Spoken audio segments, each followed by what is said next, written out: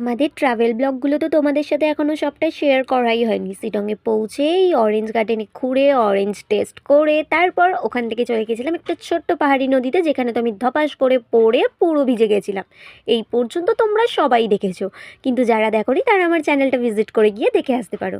কিন্তু সত্যি বলতে কি, এটা শুধুমাত্র ছিল একটা ট্রেলার, কারণ এরপর থেকেই শুরু হয় আমাদের আসল অ্যাডভেঞ্চার, যেটা তোমাদের সাথে এই ভিডিওতে শেয়ার করবো। আমরা ভুল রাস্তায় চলে এসেছি, আর আর্ধেকের বেশি রাস্তা হেঁটে হেঁটেই যেতে হচ্ছে, কারণ রাস্তাটার অবস্থা খুব খারাপ। ভালো লাগছে, মজা লাগছে। মানে আমরা একটা স্পট ক্যান্সেল করে দিয়েছি, আমার শরীরটা খারাপ লাগছিল বলে।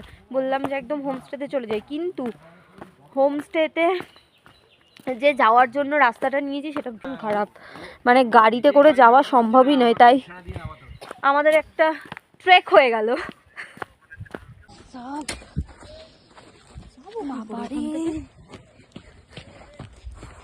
কি এ তো আরো অবস্থা খারাপ।